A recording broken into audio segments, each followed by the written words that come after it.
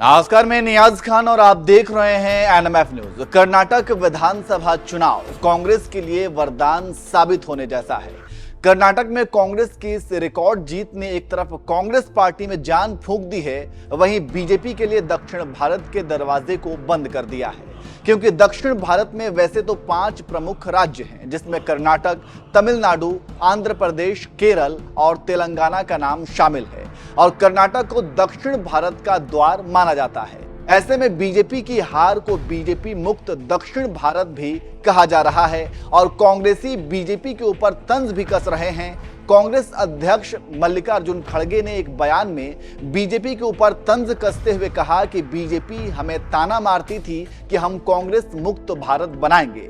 अब सच्चाई यह है कि भाजपा मुक्त दक्षिण भारत हो गया है। कांग्रेस पार्टी के दरवाजे बंद हो गए ಮತ್ತು ಕಾಂಗ್ರೆಸ್ ಪಾರ್ಟಿ ಮುಕ್ತ ಭಾರತ್ ಮಾಡ್ತೇವೆ ಅಂತ ಹೇಳಿ ಹೊರಟಿದ್ರು. ಏನೇನೋ ಹೇಳಿದ್ರು ಅವರು. ಆದ್ರೆ ಈಗ ಒಂದು ಸತ್ಯ, ಬಿಜೆಪಿ ಮುಕ್ತ दक्षिण भारत। तो सुना आपने कांग्रेस अध्यक्ष मल्लिकार्जुन खड़गे ने किस तरह से बीजेपी पर तंज मारते हुए बीजेपी मुक्त दक्षिण भारत कह दिया। वैसे कांग्रेस के इस बयान की हकीकत क्या है? क्या वाकई बीजेपी मुक्त दक्षिण भारत हो गया है?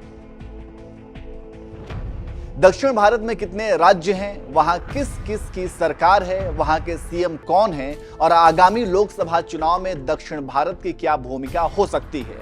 इसके अलावा क्या कारण रहा कि बीजेपी कर्नाटक में विफल रही?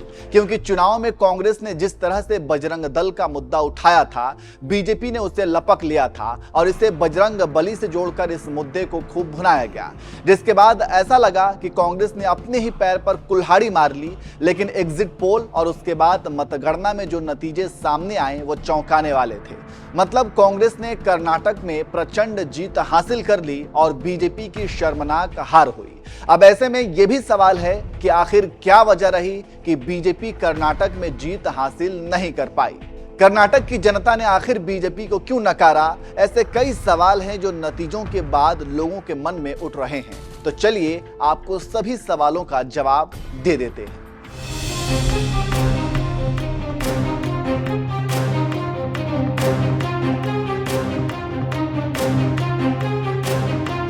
सबसे पहले तो आपको बता दें कि कर्नाटक में 224 सदस्यीय विधानसभा सीटों में कांग्रेस को 136 सीटों पर जीत मिली है। वहीं बीजेपी को कुल 65 सीटों पर जीत मिल सकी है और इस तरह से बीजेपी ने अपनी सत्ता गंवा दी है। इसके अलावा जेडीएस ने 19 और अन्य ने 4 सीटें जीती हैं। वहीं कांग्रेस की सत्ता में वापसी पर मल्लिकार्जुन खड़गे ने बयान देते हुए कहा कि यह एक बड़ी जीत है। भाजपा हमें ताना मारती थी कि कांग्रेस मुक्त भारत बनाएंगे। अब सच्चाई यह है कि भाजपा मुक्त दक्षिण भारत हो गया है। अब चूंकि खड़गे ने ऐसा दावा किया है तो इनका दावा सही है या गलत, आइए आपको बताते हैं। दक्षिण भारत में कर्नाटक, तमिलनाडु, आंध्र प्रदेश, केरल और तेलंगाना प्रमुख राज्य हैं।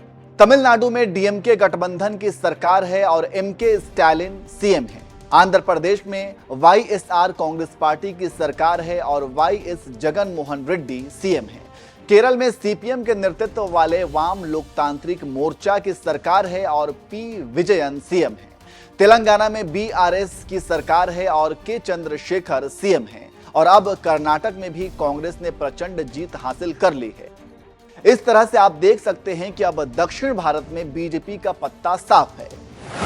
वहीं अगर हम उत्तर भारत की बात करें तो हिमाचल प्रदेश, उत्तराखंड, हरियाणा, पंजाब, राजस्थान, उत्तर प्रदेश और केंद्र शासित राज्य दिल्ली और जम्मू कश्मीर प्रमुख हैं। मौजूदा समय में हरियाणा, उत्तराखंड, उत्तर प्रदेश में बीजेपी की सरकार है, जबकि हिमाचल प्रदेश और राजस्थान में कांग्रेस, पंजाब और केंद्र शासित दिल्ली में आम आदमी पार्टी की सरकार है। वहीं अगर उत्तर भारत के 6 राज्यों और 2 केंद्र शासित राज्यों से आने वाले लोकसभा सीटों की बात की जाए तो हिमाचल प्रदेश में 4, हरियाणा में 10, उत्तर प्रदेश में 80, उत्तराखंड में 5, पंजाब में 13, राजस्थान में 25, दिल्ली में 7, जम्मू कश्मीर में 6। वहीं अगर दक्षिण भारत में लोकसभा सीटों की बात की जाए तो आंध्र प्रदेश में 25, केरल में 20, तमिलनाडु में 39, कर्नाटक में 28, तेलंगाना में 17। तो इस तरह से आप उत्तर भारत और दक्षिण भारत के राजनीतिक समीकरणों को समझ सकते हैं और ये भी समझ गए होंगे कि कर्नाटक में हार के बाद बीजेपी के लिए दक्षिण भारत का द्वार भी कैसे बंद हो गया है। और अगर लोकसभा चुनाव 2024 में बीजेपी को दक्षिण भारत में अपना झंडा बुलंद करना है तो फिर वहां की राजनीतिक परिस्थिति को समझकर रणनीति तैयार करनी होगी। वैसे दक्षिण भारत में अगर बीजेपी के लिए चुनौती है तो वहीं उत्तर भारत में कांग्रेस की राह भी बहुत आसान नहीं है। अब देखना होगा इन सब का लोकसभा चुनाव 2024 में क्या असर होता है और किस रणनीति और किन मुद्दों को आधार बनाकर दोनों ही पार्टियां मैदान में चुनावी बिगुल फूंकती हैं।